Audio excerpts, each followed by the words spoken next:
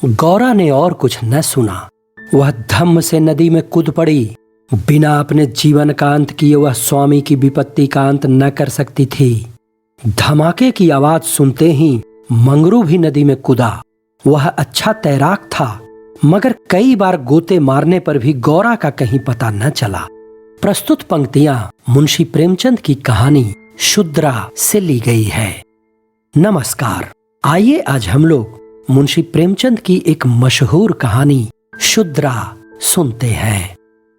माँ और बेटी एक झोपड़ी में गांव के उस सिरे पर रहती थीं। बेटी बाग से पत्तियां बटोर लाती, माँ भाड़ में झोंकती। यही उनकी जीविका थी। सेर दो सेर अनाज मिल जाता था, खाकर पड़ रहती थी। माता विधवा थी, बेटी कुंवारी। घर में और कोई आदमी न था। माँ का नाम गंगा था, बेटी का नाम गौरा। गंगा को कई साल से यह चिंता लगी हुई थी कि कहीं गौरा की सगाई हो जाए, लेकिन कहीं बात पक्की न होती थी। अपने पति के मर जाने के बाद गंगा ने कोई दूसरा घर न किया था, न कोई दूसरा धंधा ही करती थी। इससे लोगों को संदेह हो गया था कि आखिर इसका गुजर कैसे होता है। और लोग तो छाती फाड़ फाड़ कर काम करते हैं, फिर भी पेट भर अन्न मयस्सर नहीं होता। यह स्त्री कोई धंधा नहीं करती, फिर भी माँ बेटी आराम से रहती है, किसी के सामने हाथ नहीं फैलाती। इसमें कुछ न कुछ रहस्य अवश्य है। धीरे धीरे यह संदेह और भी दृढ़ हो गया और अब तक जीवित था। बिरादरी में कोई गौरा से सगाई करने पर राजी न होता था। शूद्रों की बिरादरी बहुत छोटी होती है, 10-5 कोस से अधिक उसका क्षेत्र नहीं होता। इसीलिए एक दूसरे के गुण दोष किसी से छिपे नहीं रहते, न उन पर पर्दा ही डाला जा सकता है। इस भ्रांति को शांत करने के लिए माँ ने बेटी के साथ कई तीर्थ यात्राएं की। उड़ीसा तक हो आई, लेकिन संदेह न मिटा। गौरा युवती थी, सुंदरी थी, पर उसे किसी ने कुएं पर या खेतों में हंसते बोलते नहीं देखा। उसकी निगाह कभी ऊपर उठती ही न थी। लेकिन ये बातें भी संदेह को और पुष्ट करती थीं। अवश्य कोई न कोई रहस्य है। कोई युवती इतनी सती नहीं हो सकती। कुछ गुपचुप की बात अवश्य है। यूं ही दिन गुजरते जाते थे। बुढ़िया दिनों दिन चिंता से घुल रही थी। उधर सुंदरी की मुख छवि दिनों दिन निखरती जाती थी। कली खिलकर फूल हो रही थी। एक दिन एक परदेशी गांव से होकर निकला। 10-12 कोस से आ रहा था। नौकरी की खोज में कलकत्ता जा रहा था। रात हो गई। किसी कहार का घर पूछता हुआ गंगा के घर आया। गंगा ने उसका खूब आदर सत्कार किया। उसके लिए गेहूं का आटा लाई, घर से बर्तन निकाल कर दिए। कहार ने पकाया, खाया, लेटा, फिर बातें होने लगी। सगाई की चर्चा छिड़ गई। कहार जवान था। गौरा पर निगाह पड़ी। उसका रंग ढंग देखा। उसकी सजल छवि आंखों में खूब गई। सगाई करने पर राजी हो गया। वह लौटकर घर चला गया।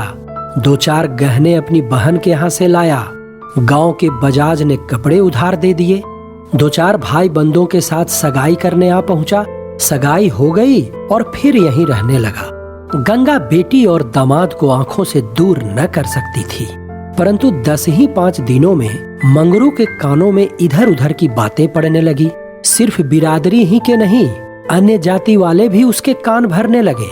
ये बातें सुन सुनकर मंगरू पछताता था कि नाहक यहाँ फंसा, पर गौरा को छोड़ने का ख्याल कर उसका दिल कांप उठता था। 1 महीने के बाद मंगरू अपनी बहन के गहने लौटाने गया। खाना खाने के समय उसका बहनोई उसके साथ भोजन करने न बैठा। मंगरू को कुछ संदेह हुआ। बहनोई से बोला, तुम क्यों नहीं आते? बहनोई ने कहा, तुम खा लो, मैं फिर खा लूंगा। मंगरू ने पूछा, बात क्या है? तुम खाने क्यों नहीं उठते? बहनोई ने कहा, जब तक पंचायत न होगी मैं तुम्हारे साथ कैसे खा सकता हूँ? तुम्हारे लिए बिरादरी न छोड़ दूंगा। किसी से पूछा न गाछा, जाकर एक हरजाई से सगाई कर ली। मंगरू चौके पर से उठ गया, मिर्जई पहनी और ससुराल चला गया। बहन खड़ी रोती रह गई। उसी रात को वह किसी से कुछ कहे सुने बगैर गौरा को छोड़कर कहीं चला गया। गौरा नींद में मग्न थी। उसे क्या खबर थी कि वह रत्न जो मैंने इतनी तपस्या के बाद पाया है मुझे सदा के लिए छोड़े चला जा रहा है। कई साल बीत गए, मंगरू का कुछ पता न चला, कोई पत्र तक न आया। पर गौरा बहुत प्रसन्न थी। वह मांग में सिंदूर डालती, रंग बिरंग के कपड़े पहनती और अधरों पर मिस्सी के धड़े जमाती। मंगरू भजनों की एक पुरानी किताब छोड़ गया था, उसे कभी कभी पढ़ती और गाती। मंगरू ने उसे हिंदी सिखा दी थी। टटोल टटोल कर भजन पढ़ लेती थी। पहले वह अकेली बैठी रहती। गांव की और स्त्रियों के साथ बोलते चालते उसे शर्म आती थी। उसके पास वह वस्तु न थी जिस पर दूसरी स्त्रियां गर्व करती थीं। सभी अपने अपने पति की चर्चा करती। गौरा के पति कहाँ था? वह किसकी बातें करती? अब उसके भी पति था। अब वह अन्य स्त्रियों के साथ इस विषय पर बातचीत करने की अधिकारिणी थी। वह भी मंगरू की चर्चा करती। मंगरू कितना स्नेहशील है, कितना सज्जन, कितना वीर। पति चर्चा से उसे कभी तृप्ति ही न होती थी। स्त्रियां पूछती, मंगरू तुम्हें छोड़कर क्यों चले गए? गौरा कहती, क्या करते? मर्द कभी ससुराल में पड़ा रहता है?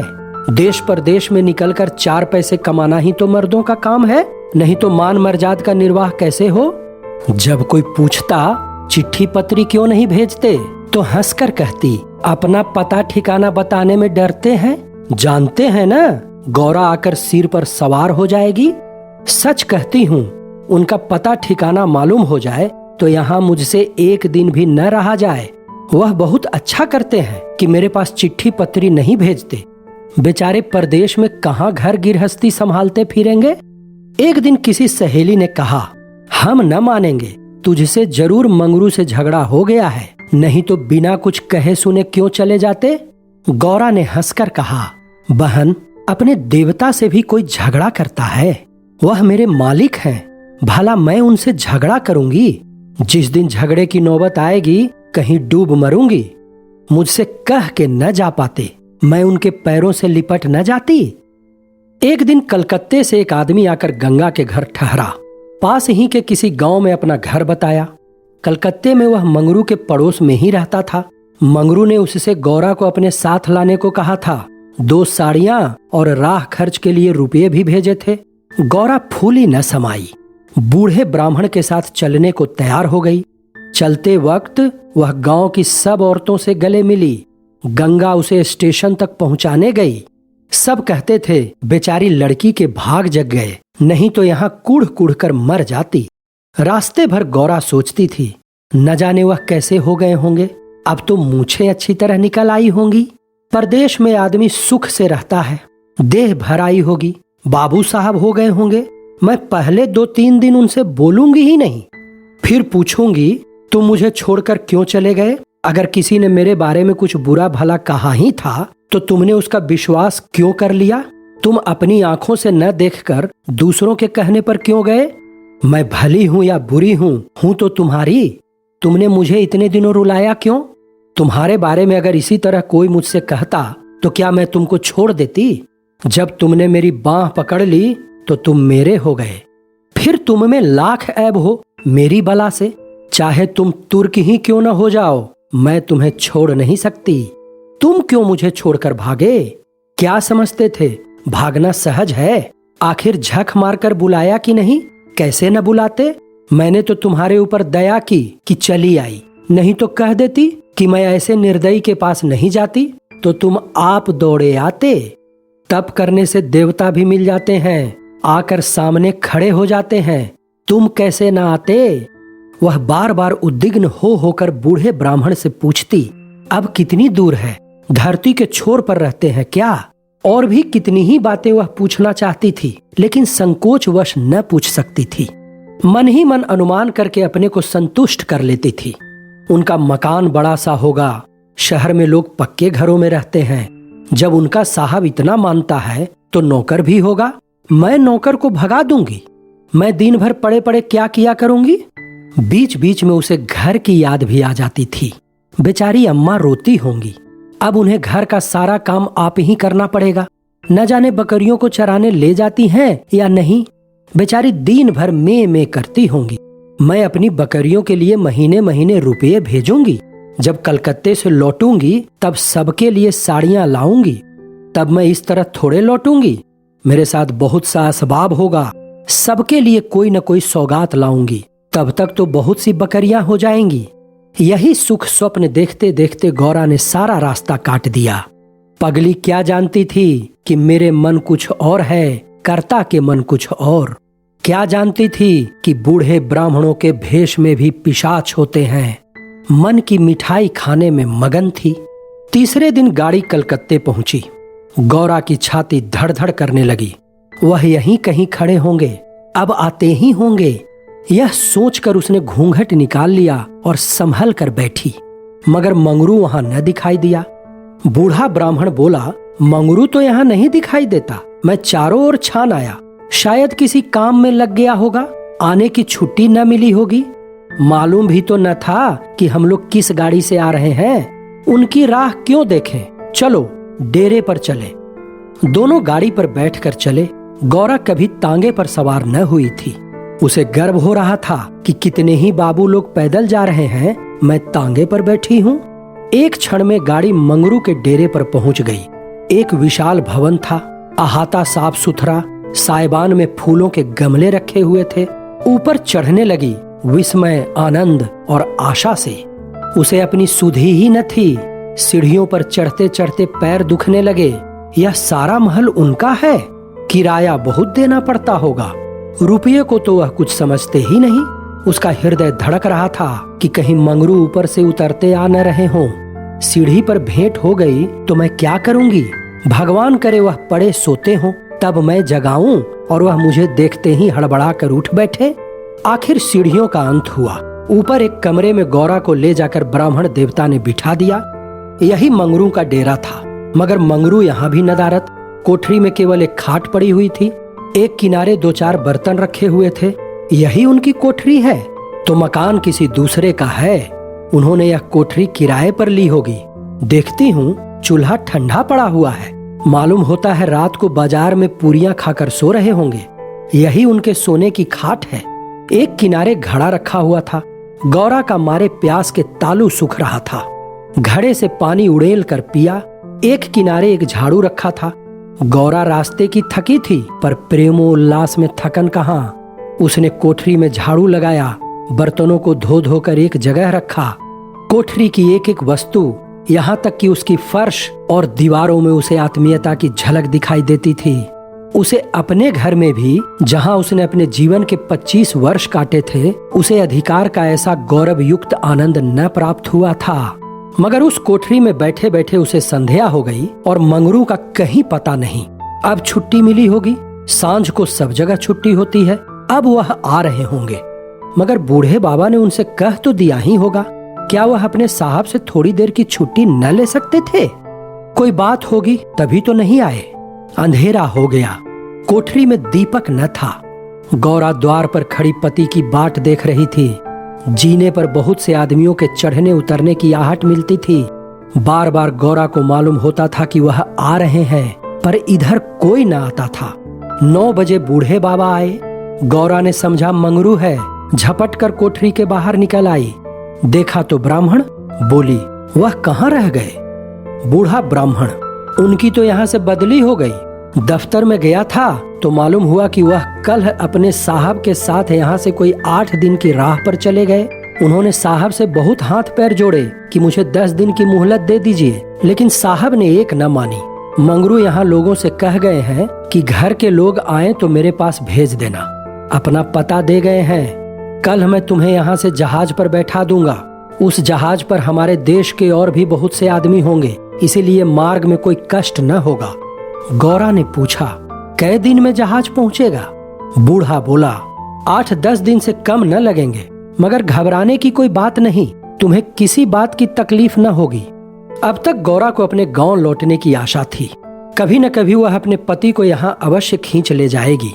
लेकिन जहाज पर बैठकर उसे ऐसा मालूम हुआ कि अब फिर माता को न देखूंगी, फिर गांव के दर्शन न होंगे। देश से सदा के लिए नाता टूट रहा है। वह देर तक घाट पर खड़ी रोती रही। जहाज और समुद्र देखकर उसे भय हो रहा था। हृदय दहल जाता था। शाम को जहाज खुला। उस समय गौरा का हृदय एक अक्षय भय से चंचल हो उठा। थोड़ी देर के लिए नैराश्य ने उस पर अपना आतंक जमा लिया। न जाने किस देश जा रही हूँ, उनसे वहां भेंट भी होगी या नहीं, उन्हें कहाँ खोजती फिरूंगी, कोई पता ठिकाना भी तो नहीं मालूम। बार बार पछताती थी कि एक दिन पहले क्यों न चली आई। कलकत्ते में भेंट हो जाती तो मैं उन्हें वहां कभी न जाने देती। जहाज पर और भी कितने ही मुसाफिर थे, कुछ स्त्रियां भी थीं, उनमें बराबर गाली गलौज होती रहती थी। इसीलिए गौरा को उनसे बातें करने की इच्छा न होती थी। केवल एक स्त्री उदास दिखाई देती थी। रंग ढंग से वह किसी भले घर की स्त्री मालूम होती थी। गौरा ने उससे पूछा, तुम कहाँ जाती हो बहन? उस स्त्री की बड़ी बड़ी आंखें सजल हो गईं। बोली, कहाँ बताऊं बहन, कहाँ जा रही हूं? जहां भाग्य लिए जाता है वहीं जा रही हूं। तुम कहाँ जाती हो? गौरा बोली, मैं तो अपने मालिक के पास जा रही हूं। जहां यह जहाज रुकेगा वह वहीं नौकर है। मैं कल आ जाती तो उनसे कलकत्ते में ही भेंट हो जाती। आने में देर हो गई। क्या जानती थी कि वह इतनी दूर चले जाएंगे, नहीं तो क्यों देर करती? स्त्री, अरे बहन, कहीं तुम्हें भी तो कोई बहका कर नहीं लाया है? तुम घर से किसके साथ आई हो? गौरा, मेरे आदमी ने कलकत्ता से आदमी भेजकर मुझे बुलाया था। स्त्री ने पूछा, वह आदमी तुम्हारा जान पहचान का था? नहीं, उसी तरफ का एक बूढ़ा ब्राह्मण था। वही लंबा सा दुबला पतला लकलक बूढ़ा जिसकी एक आंख में फूली पड़ी हुई है। हाँ हाँ, वही। क्या तुम उसे जानती हो?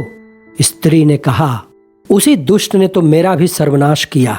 ईश्वर करे उसकी सातों पुश्तें नरक भोगें, उसका निर्वंश हो जाए, कोई पानी देने वाला भी न रहे, कोढ़ी होकर मरे। मैं अपना वृतांत सुनाऊं तो तुम समझोगी कि झूठ है, किसी को विश्वास ना आएगा। क्या कहूं, बस यही समझ लो कि इसके कारण मैं न घर की रह गई न घाट की। किसी को मुंह नहीं दिखा सकती, मगर जान तो बड़ी प्यारी होती है। मिरिच के देश जा रही हूँ कि वहीं मेहनत मजूरी करके जीवन के दिन काटूं। गौरा के प्राण नहों में समा गए। मालूम हुआ जहाज अथाह जल में डूबा जा रहा है। समझ गई कि बूढ़े ब्राह्मण ने दगा की। अपने गांव में सुना करती थी कि गरीब लोग मिरिच में भर्ती होने के लिए जाया करते हैं, मगर जो वहां जाता है वह फिर नहीं लौटता। हे भगवान, तुमने मुझे किस पाप का दंड दिया? वह बोली, यह सब क्यों लोगों को इस तरह छल कर मिरिच भेजते हैं? स्त्री, रुपये के लोभ से और किस लिए? सुनती हूँ आदमी पीछे इन सभी को कुछ रुपये मिलते हैं। तो बहन, वहां हमें क्या करना पड़ेगा? मजूरी करना पड़ेगा, और क्या? गौरा सोचने लगी, अब क्या करूं? वह आशा नौका जिस पर बैठी हुई वह चली जा रही थी, टूट गई थी, और अब समुद्र की लहरों के सिवा उसकी रक्षा करने वाला कोई न था। जिस आधार पर उसने अपना जीवन भवन बनाया था वह जलमग्न हो गया। अब उसके लिए जल के सिवा और कहाँ आश्रय है? उसको अपनी माता की, अपने घर की, अपने गांव की, अपने सहेलियों की याद आई, और ऐसी घोर मर्म वेदना होने लगी मानो कोई सर्प अंत स्थल में बैठा हुआ बार बार डस रहा हो। भगवान, अगर मुझे यही यातना देनी थी तो तुमने मुझे जन्म ही क्यों दिया था? तुम्हें दुखिया पर दया नहीं आती? जो पीसे हुए हैं उन्हीं को पीसते हो। करुण स्वर से बोली, तो अब क्या करना होगा बहन? स्त्री, यह तो वहां पहुंचकर मालूम होगा। अगर मजूरी ही करनी पड़े तो कोई बात नहीं, लेकिन अगर किसी ने कुदृष्टि से देखा तो मैंने निश्चय कर लिया है कि या तो उसी के प्राण ले लूंगी या अपने प्राण दे दूंगी। यह कहते कहते उसे अपना वृतांत सुनाने की वह उत्कट इच्छा हुई जो दुखियों को हुआ करती है। बोली, मैं बड़े घर की बेटी और उससे भी बड़े घर की बहू हूँ, पर अभागिनी हूँ। विवाह के तीसरे ही साल पतिदेव का देहांत हो गया। चित्त की कुछ ऐसी दशा हो गई कि नित्य मालूम होता कि वह मुझे बुला रहे हैं। पहले तो आंख झपकते ही उनकी मूर्ति सामने आ जाती थी, लेकिन फिर तो यह दशा हो गई कि जागृत दशा में भी रह रहकर उनके दर्शन होने लगे। बस यही जान पड़ता था कि वह साक्षात खड़े बुला रहे हैं। किसी से शर्म के मारे कहती न थी, पर मन में यह शंका होती थी कि जब उनका देहावसान हो गया तो वह मुझे दिखाई कैसे देते हैं। मैं इसे भ्रांति समझकर चित्त को शांत करने का प्रयास करती। मन कहता था, जो वस्तु प्रत्यक्ष दिखाई देती है वह मिल क्यों नहीं सकती? केवल वह ज्ञान चाहिए। साधु महात्माओं के सिवा ज्ञान और कौन दे सकता है? मेरा तो अब भी विश्वास है कि अभी भी ऐसी क्रियाएं हैं जिनसे हम मरे हुए प्राणियों से बातचीत कर सकते हैं, उनको स्थूल रूप में देख सकते हैं। महात्माओं की खोज में रहने लगी। मेरे यहाँ अक्सर साधु संत जाते थे, उनसे एकांत में इस विषय में बातें किया करती थी, पर वे लोग सदुपदेश देकर मुझे टाल देते थे। मुझे सदुपदेशों की जरूरत न थी। मैं वैधव्य धर्म खूब जानती थी। मैं तो वह ज्ञान चाहती थी जो जीवन और मरण के बीच का पर्दा उठा दे। 3 साल तक मैं इसी खेल में लगी रही। 2 महीने होते हैं वही बूढ़ा ब्राह्मण सन्यासी बना हुआ मेरे यहाँ जा पहुंचा। मैंने इससे वही भिक्षा मांगी। इस धूर्त ने कुछ ऐसा माया जाल फैलाया कि मैं आंखें रहते हुए भी फंस गई। अब सोचती हूँ तो अपने ऊपर आश्चर्य होता है कि मुझे उसकी बातों पर इतना विश्वास क्यों हुआ। मैं पति दर्शन के लिए सब कुछ झेलने को, सब कुछ करने को तैयार थी। इसने मुझे रात को अपने पास बुलाया। मैं घर वालों से पड़ोसिन के घर जाने का बहाना करके इसके पास गई। एक पीपल से इसकी धुईं जल रही थी। उस विमल चांदनी में यह जटाधारी ज्ञानी और योग का देवता सा मालूम होता था। मैं आकर धुईं के पास खड़ी हो गई। उस समय यदि बाबा जी मुझे आग में कूद पड़ने की आज्ञा देते तो मैं तुरंत कूद पड़ती। इसने मुझे बड़े प्रेम से बैठाया और मेरे सिर पर हाथ रखकर न जाने क्या कर दिया कि मैं बेसुध हो गई। फिर मुझे कुछ नहीं मालूम कि मैं कहाँ गई, क्या हुआ। जब मुझे होश आया तो मैं रेल पर सवार थी। जी में आया कि चिल्लाऊं, पर यह सोचकर कि अब गाड़ी रुक भी गई और मैं उतर भी पड़ी तो घर में घुसने न पाऊंगी, मैं चुपचाप बैठी रह गई। मैं परमात्मा की दृष्टि में निर्दोष थी, पर संसार की दृष्टि में कलंकित हो चुकी थी। रात को किसी युवती का घर से निकल जाना कलंकित करने के लिए काफी था। जब मुझे मालूम हो गया कि सब मुझे मिर्च टापू में भेज रहे हैं तो मैंने जरा भी आपत्ति नहीं की। मेरे लिए अब सारा संसार एक सा है। जिसका संसार में कोई न हो उसके लिए देश परदेश दोनों बराबर हैं। हाँ, यह पक्का निश्चय कर चुकी हूँ कि मरते दम तक अपने सत की रक्षा करूंगी। विधि के हाथ में मृत्यु से बढ़कर कोई यातना नहीं। विधवा के लिए मृत्यु का भय, उसका तो जीना और मरना दोनों बराबर है, बल्कि मर जाने से जीवन की विपत्तियों का तो अंत हो जाएगा। गौरा ने सोचा, इस स्त्री में कितना धैर्य और साहस है, फिर मैं क्यों इतनी कातर और निराश हो रही हूँ। जब जीवन की अभिलाषाओं का अंत हो गया तो जीवन के अंत का क्या डर। बोली, बहन, हम और तुम एक जगह रहेंगे, मुझे तो अब तुम्हारा ही भरोसा है। स्त्री ने कहा, भगवान का भरोसा रखो और मरने से मत डरो। सघन अंधकार छाया हुआ था। ऊपर काला आकाश था, नीचे काला जल। गौरा आकाश की ओर ताक रही थी, उसकी संगनी जल की ओर। उसके सामने आकाश के कुसुम थे, इसके चारों ओर अनंत अखंड अपार अंधकार था। जहाज से उतरते ही एक आदमी ने यात्रियों के नाम लिखने शुरू किए। इसका पहनावा तो अंग्रेजी था, पर बातचीत से हिंदुस्तानी मालूम होता था। गौरा सिर झुकाए अपनी संगनी के पीछे खड़ी थी। उस आदमी की आवाज सुनकर वह चौंक पड़ी। उसने दबी आंखों से उसकी ओर देखा। उसके समस्त शरीर में सनसनी दौड़ गई। क्या स्वप्न तो नहीं देख रही हूँ? आंखों पर विश्वास न आया। फिर उस पर निगाह डाली। उसकी छाती वेग से धड़कने लगी, पैर थर थर कांपने लगे। ऐसा मालूम होने लगा मानो चारों ओर जल ही जल है और उसमें वह बही जा रही है। उसने अपनी संगनी का हाथ पकड़ लिया, नहीं तो जमीन में गिर पड़ती। उसके सम्मुख वही पुरुष खड़ा था जो उसका प्राणाधार था और जिससे इस जीवन में भेंट होने की उसे लेश मात्र भी आशा न थी। यह मंगरू था, इसमें जरा भी संदेह न था। हाँ, उसकी सूरत बदल गई थी। यौवन काल का वह कांति में साहस, सदैव छवि नाम को भी न थी। बाल खिचड़ी हो गए थे, गाल पिचके हुए, लाल आंखों से कुवासना और कठोरता झलक रही थी।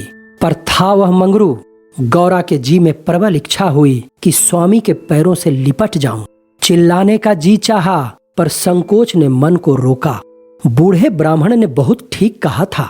स्वामी ने अवश्य मुझे बुलाया था और आने से पहले यहाँ चले आए। उसने अपनी संगिनी के कान में कहा, बहन, तुम उस ब्राह्मण को व्यर्थ ही बुरा कह रही थीं। यही तो वह हैं जो यात्रियों के नाम लिख रहे हैं। स्त्री, सच खूब पहचानती हो। बहन, क्या इसमें भी धोखा हो सकता है? तब तो तुम्हारे भाग जग गए। मेरी भी सुधि लेना। भला बहन, ऐसा भी हो सकता है कि यहाँ तुम्हें छोड़ दूं? मंगरू यात्रियों से बात बात पर बिगड़ता था। बात बात पर गालियां देता था। कई आदमियों को ठोकर मारे और कई को केवल अपने गांव का जिला न बता सकने के कारण धक्का देकर गिरा दिया। गौरा मन ही मन गड़ी जाती थी। साथ ही अपने स्वामी के अधिकार पर उसे गर्व भी हो रहा था। आखिर मंगरू उसके सामने आकर खड़ा हो गया और कुचेष्टा पूर्ण नेत्रों से देखकर बोला, तुम्हारा क्या नाम है? गौरा ने कहा, गौरा। मंगरू चौंक पड़ा, फिर बोला, घर कहाँ है?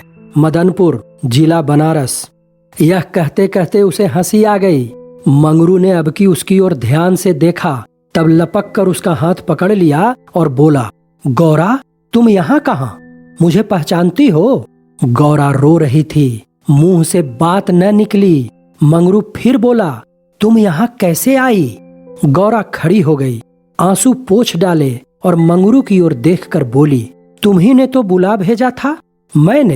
मैं तो 7 साल से यहाँ हूँ।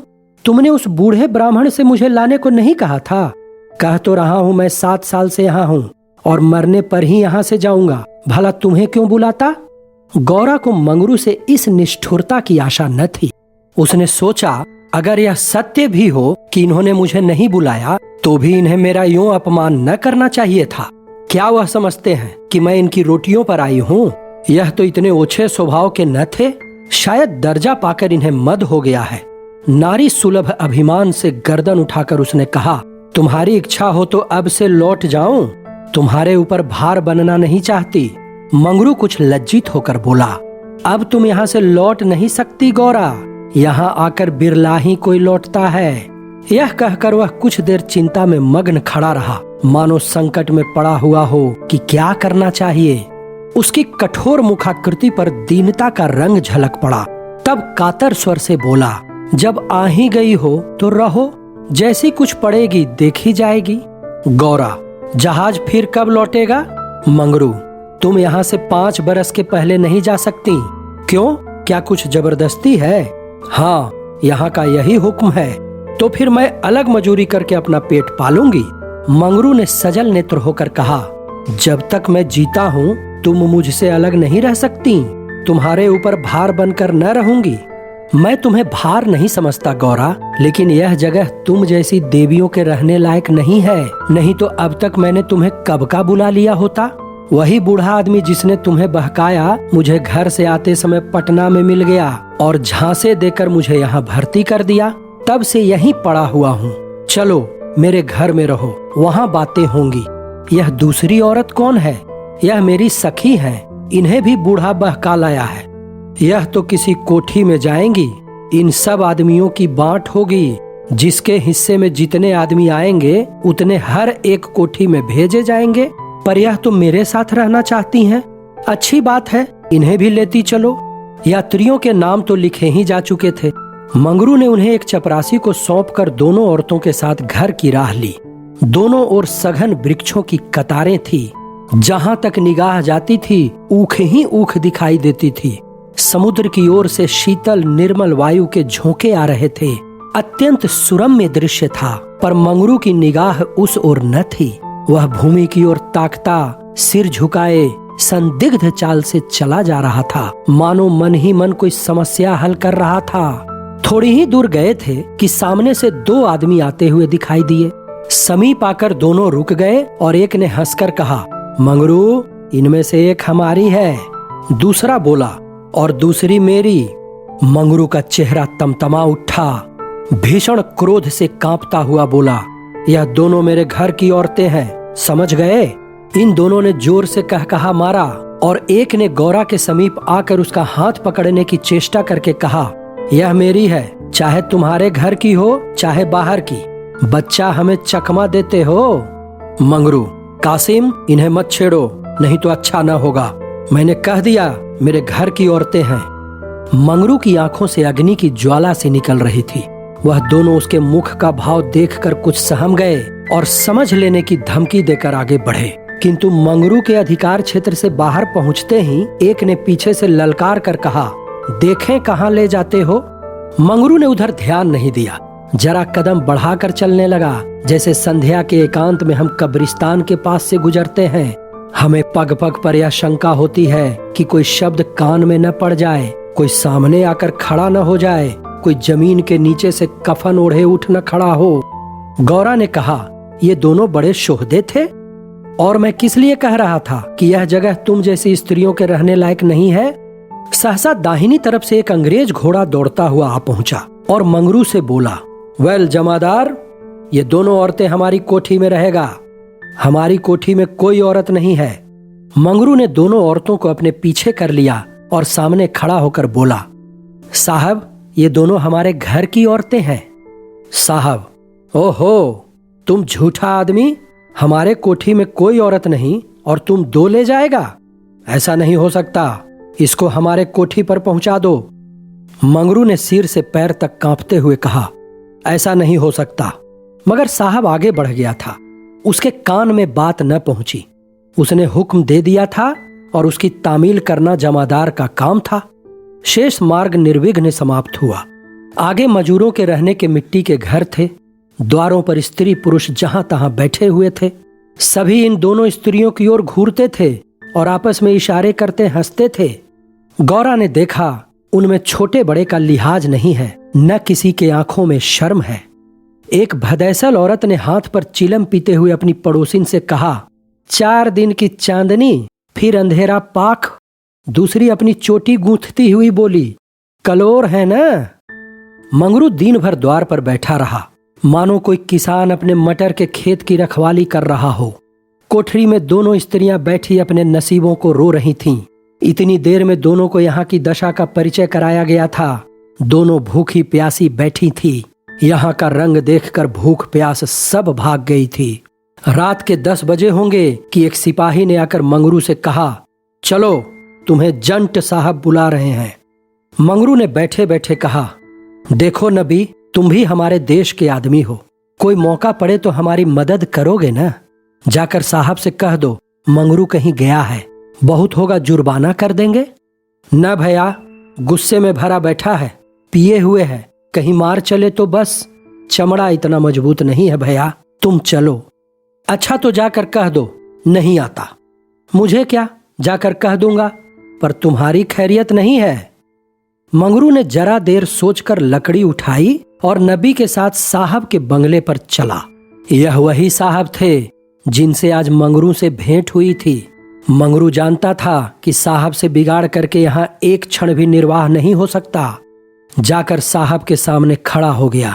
साहब ने दूर से ही डांटा, वह औरत कहाँ है? तुमने उसे अपने घर में क्यों रखा है? हुजूर, वह मेरी ब्याहता औरत है। अच्छा, वह दूसरी कौन है? वह मेरी सगी बहन है हुजूर। हम कुछ नहीं जानता, तुमको लाना पड़ेगा। 2 में से कोई एक लाना पड़ेगा। मंगरू पैरों पर गिर पड़ा और रो रो कर अपनी सारी राम कहानी सुना गया, पर साहब जरा भी न पसीजे। अंत में वह बोला, हुजूर, वह दूसरी औरतों की तरह नहीं है। अगर यहाँ आ भी गईं तो प्राण दे देंगी। साहब ने हंसकर कहा, जान देना इतना आसान नहीं है। नबी ने कहा, मंगरू, अपनी दांव रोते क्यों हो? तुम हमारे घर नहीं घुसे थे, अब भी जब घात पाते हो जा पहुंचते हो, अब क्यों रोते हो? साहब, ओह, यह बदमाश आदमी है, अभी जाकर लाओ, नहीं तो हम तुमको हंटरों से पीटेगा। हुजूर, जितना चाहे पीट लें, मगर मुझसे वह काम करने को न कहें जो मैं जीते जी नहीं कर सकता। हम 100 हंटर मारेगा। हुजूर, 1000 हंटर मार लें, लेकिन मेरे घर की औरतों से न बोलें। साहब नशे में चूर था। हंटर लेकर मंगरू पर पील पड़ा और लगा सड़ासड़ जमाने। 10-12 कोड़े मंगरू ने धैर्य के साथ सहे, पर फिर हाय हाय करने लगा। देह की खाल फट गई थी और मांस पर चाबुक पड़ता था तो बहुत जब्त करने पर भी कंठ से आत्र ध्वनि निकल आती थी, और अभी 100 में कुल 15 चाबुक पड़े थे। रात के 10 बज गए थे। चारों ओर सन्नाटा छाया था और उस नीरव अंधकार में मंगरू का करुण विलाप किसी पक्षी की भांति आकाश में मंडला रहा था। वृक्षों के समूह भी हत बुद्धि से खड़े मौन रोदन की मूर्ति बने हुए थे। यह पाषाण हृदय लंपट विवेक शून्य जमादार इस समय एक अपरिचित स्त्री के सतीत्व की रक्षा करने के लिए अपने प्राण तक देने को तैयार था, केवल इस नाते कि वह उसकी पत्नी की संगनी थी। वह समस्त संसार की नजरों में गिरना गंवारा कर सकता था, पर अपनी पत्नी की भक्ति पर अखंड राज्य करना चाहता था। इसमें अणु मात्र की कमी भी उसके लिए असह्य थी। उस अलौकिक भक्ति के सामने उसके जीवन का क्या मूल्य था। ब्राह्मणी तो जमीन पर ही सो गई थी, पर गौरा बैठी पति की बाट जोह रही थी। अभी तक वह उससे कोई बात न कह सकी थी। 7 वर्षों की विपत्ति कथा कहने और सुनने के लिए बहुत समय की जरूरत थी, और रात के सिवा वह समय फिर कब मिल सकता था। उसे ब्राह्मणी पर कुछ क्रोध सा आ रहा था कि यह क्यों मेरे गले का हार हुई। इसी के कारण तो वह घर में नहीं आ रहे हैं। यकायक वह किसी का रोना सुनकर चौंक पड़ी। भगवान, इतनी रात गए कौन दुख का मारा रो रहा है? अवश्य कोई कहीं मर गया है। वह उठकर द्वार पर आई और यह अनुमान करके कि मंगरू यहाँ बैठा हुआ है, बोली, वह कौन रो रहा है, जरा देखो तो। लेकिन जब कोई जवाब न मिला तो वह स्वयं कान लगाकर सुनने लगी। सहसा उसका कलेजा धक से हो गया। तो यह उन्हीं की आवाज है। अब आवाज साफ सुनाई दे रही थी। मंगरू की आवाज थी। वह द्वार के बाहर निकल आई। उसके सामने एक गोली के टप्पे पर साहब का बंगला था। उसी तरफ से आवाज आ रही थी, कोई उन्हें मार रहा है। आदमी मार पड़ने ही पर इस तरह रोता है। मालूम होता है वही साहब उन्हें मार रहा है। वह वहां खड़ी न रह सकी, पूरी शक्ति से उस बंगले की ओर दौड़ी। रास्ता साफ था। एक क्षण में वह फाटक पर पहुंच गई। फाटक बंद था। उसने जोर से फाटक पर धक्का दिया, लेकिन वह फाटक न खुला, और कई बार जोर जोर से पुकारने पर भी कोई बाहर न निकला। तो वह फाटक के जंगलों पर पैर रखकर भीतर कूद पड़ी, और उस पार जाते ही उसने एक रोमांचकारी दृश्य देखा। मंगरू नंगे बदन बरामदे में खड़ा था और एक अंग्रेज उसे हंटरों से मार रहा था। गौरा की आंखों के सामने अंधेरा छा गया। वह एक छलांग में साहब के सामने जाकर खड़ी हो गई और मंगरू को अपने अक्षय प्रेम सबल हाथों से ढांक कर बोली, सरकार, दया करो, इनके बदले मुझे जितना चाहो मार लो, पर इनको छोड़ दो। साहब ने हाथ रोक लिया और उन्मत्त की भांति गौरा की ओर कई कदम आकर बोला, हम इसको छोड़ दें तो तुम मेरे पास रहेगा? मंगरू के नथने फड़कने लगे। यह पामर नीच अंग्रेज मेरी पत्नी से इस तरह की बातें कर रहा है। अब तक वह जिस अमूल्य रत्न की रक्षा के लिए इतनी यातनाएं सह रहा था, वही वस्तु साहब के हाथ में चली जा रही है। यह असह्य था। उसने चाहा कि लपक कर साहब की गर्दन पर चढ़ बैठूं। जो कुछ होना है हो जाए। यह अपमान सहने के बाद जीकर ही क्या करूंगा। लेकिन नबी ने उसे तुरंत पकड़ लिया और कई आदमियों को बुलाकर उसके हाथ पांव बांध दिए। मंगरू भूमि पर छटपटाने लगा। गौरा रोती हुई साहब के पैरों पर गिर पड़ी और बोली, हुजूर, इन्हें छोड़ दें, मुझ पर दया करें। तुम हमारे पास रहेगा? गौरा ने खून का घूंट पीकर कहा, हाँ, रहूंगी।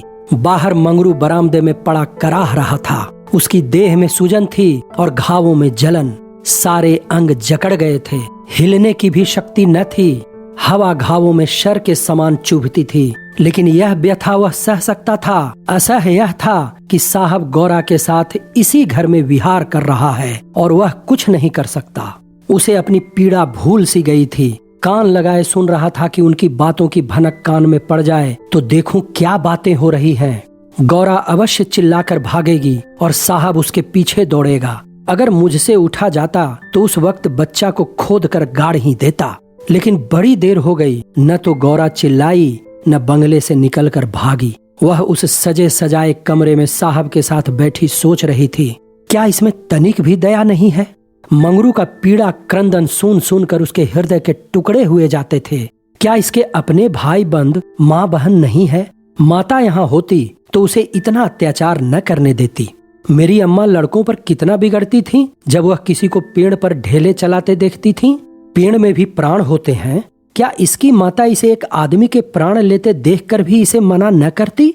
साहब शराब पी रहा था और गौरा गोश्त काटने का छुरा हाथ में लिए खेल रही थी। सहसा गौरा की निगाह एक चित्र की ओर गई। उसमें एक माता बैठी हुई थी। गौरा ने पूछा, साहब, यह किसकी तस्वीर है?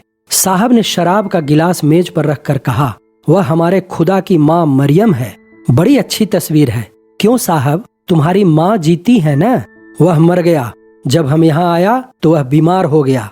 हम उसको देख भी नहीं सका। साहब के मुखमंडल पर करुणा की झलक दिखाई दी। गौरा बोली, तब तो उन्हें बड़ा दुख हुआ होगा। तुम्हें अपनी माता से प्यार नहीं था? वह रो रो कर मर गई और तुम देखने भी न गए। तभी तुम्हारा दिल इतना कड़ा है। नहीं नहीं, हम अपनी माता को बहुत चाहता था। वैसी औरत दुनिया में न होगी। हमारा बाप हमको बहुत छोटा सा छोड़कर मर गया था। माता ने कोयले की खान में मजूरी करके हमको पाला। तब तो वह देवी थी। इतनी गरीबी का दुख सहकर भी तुम्हें दूसरे पर तरस नहीं आता? क्या वह दया की देवी तुम्हारी बेदर्दी देखकर दुखी न होती होंगी? उनकी कोई तस्वीर तुम्हारे पास है? हमारे पास उनके कई फोटो हैं। देखो, वह उन्हीं की तस्वीर है, वह वहाँ दीवाल पर। गौरा ने समीप जाकर तस्वीर देखी और करुण स्वर में बोली, सचमुच देवी थी। जान पड़ता है दया की देवी हैं। वह तुम्हें कभी मारती थी कि नहीं?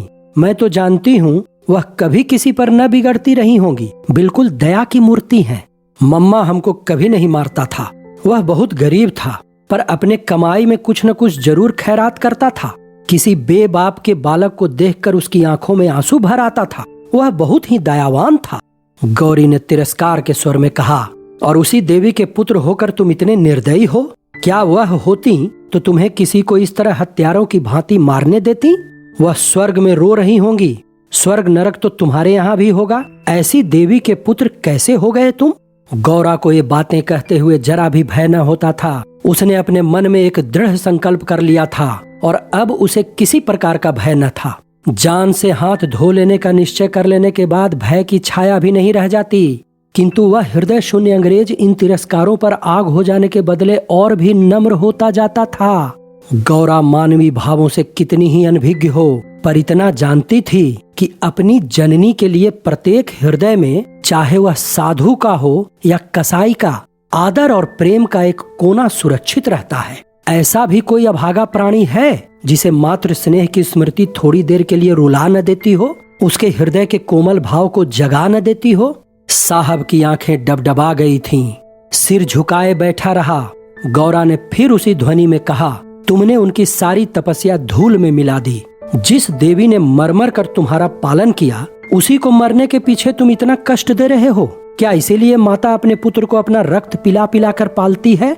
अगर वह बोल सकती तो क्या चुप बैठी रहती? तुम्हारे हाथ पकड़ सकती तो न पकड़ती?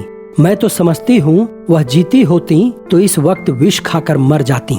साहब अब जब्त न कर सके। नशे में क्रोध की भांति ग्लानि का वेग सहज में ही उठ जाता है। दोनों हाथों में मुंह छिपाकर साहब ने रोना शुरू किया और इतना रोया कि हिचकी बंध गई। माता के चित्र के सम्मुख जाकर वह कुछ देर तक खड़ा रहा, मानो माता से क्षमा मांग रहा हो। तब आकर आर्द्र कंठ से बोला, हमारे माता को अब कैसे शांति मिलेगा? ओह, हमारे सबब से उसको स्वर्ग में भी सुख नहीं मिला। हम कितना अभागा है। गौरा बोली, अभी जरा देर में तुम्हारा मत बदल जाएगा और तुम फिर दूसरों पर अत्याचार करने लगोगे। साहब ने कहा, नहीं नहीं, अब हम मम्मा को कभी दुख नहीं देगा। हम अभी मंगरू को अस्पताल भेजता है। रात को ही मंगरू अस्पताल पहुंचा दिया गया। साहब खुद उसको पहुंचाने आया। गौरा भी उसके साथ थी। मंगरू को ज्वर हो आया था, बेहोश पड़ा हुआ था। मंगरू ने 3 दिन आंखें न खोली और गौरा तीनों दिन उसके पास बैठी रही। एक क्षण के लिए भी वहां से न हटी। साहब भी कई बार हाल चाल पूछने आ जाता और हर मर्तबा गौरा से क्षमा मांगता। चौथे दिन मंगरू ने आंखें खोली तो देखा गौरा सामने बैठी हुई है। गौरा उसे आंखें खोलते देखकर पास आ खड़ी हुई और बोली, अब कैसा जी है? मंगरू ने कहा, तुम यहाँ कब आई? मैं तो तुम्हारे साथ ही यहाँ आई थी, तब से यही हूँ। साहब के बंगले में क्या जगह नहीं है? अगर बंगले की चाह होती तो 7 समुद्र पार तुम्हारे पास क्यों आती? आकर कौन सा सुख दे दिया है? तुम्हें यही करना था तो मुझे मर क्यों न जाने दिया? गौरा ने झुंझला कर कहा, तुम इस तरह की बातें मुझसे न करो। ऐसी बातों से मेरी देह में आग लग जाती है। मंगरू ने मुंह फेर लिया, मानो उसे गौरा की बात पर विश्वास नहीं आया। दिन भर गौरा मंगरू के पास बेदाना पानी खड़ी रही। गौरा ने कई बार उसे बुलाया, लेकिन वह चुप्पी साधे रह गया। यह संदेह युक्त निरादर कोमल हृदय गौरा के लिए असह्य था। जिस पुरुष को वह देवतुल्य समझती थी, उसके प्रेम से वंचित होकर वह कैसे जीवित रह सकती थी? यही प्रेम उसके जीवन का आधार था। उसे खोकर अब वह अपना सर्वस्व खो चुकी थी। आधी रात से अधिक बीत चुकी थी। मंगरू बेखबर सोया हुआ था। शायद वह कोई स्वप्न देख रहा था। गौरा ने उसके चरणों पर सिर रखा और अस्पताल से निकली। मंगरू ने उसका परित्याग कर दिया था। वह भी उसका परित्याग करने जा रही थी। अस्पताल के पूर्व दिशा में एक फरलांग पर एक छोटी सी नदी बहती थी। गौरा उसके कगार पर खड़ी हो गई। अभी कई दिन पहले वह अपने गांव में आराम से पड़ी हुई थी। उसे क्या मालूम था कि जो वस्तु इतनी मुश्किल से मिल सकती है वह इतनी आसानी से खोई भी जा सकती है। उसे अपनी माँ की, अपने घर की, अपने सहेलियों की, अपने बकरी के बच्चों की याद आई। वह सब कुछ छोड़कर इसीलिए यहाँ आई थी। पति के ये शब्द, क्या साहब के बंगले में जगह नहीं है, उसके मर्म स्थान में वाणों के समान चुभे हुए थे। यह सब मेरे ही कारण तो हुआ। मैं न रहूंगी तो वह फिर आराम से रहेंगे। सहसा उसे ब्राह्मणी की याद आ गई। उस दुखिया के दिन यहाँ कैसे कटेंगे? चलकर साहब से कह दूं कि उसे या तो उसके घर भेज दें या किसी पाठशाला में काम दिला दें। वह लौटना ही चाहती थी कि किसी ने पुकारा, गौरा गौरा। यह मंगरू का करुण कंपित स्वर था। वह चुपचाप खड़ी हो गई। मंगरू ने फिर पुकारा, गौरा गौरा, तुम कहाँ? मैं ईश्वर से कहता हूँ कि रुक जाओ। गौरा ने और कुछ न सुना। वह धम्म से नदी में कूद पड़ी। बिना अपने जीवन का अंत किए वह स्वामी की विपत्ति का अंत न कर सकती थी। धमाके की आवाज सुनते ही मंगरू भी नदी में कूदा। वह अच्छा तैराक था, मगर कई बार गोते मारने पर भी गौरा का कहीं पता न चला। प्रातःकाल दोनों लाशें साथ साथ नदी में तैर रही थी। जीवन यात्रा में उन्हें वह चीर संग कभी न मिला था। स्वर्ग यात्रा में दोनों साथ साथ जा रहे थे।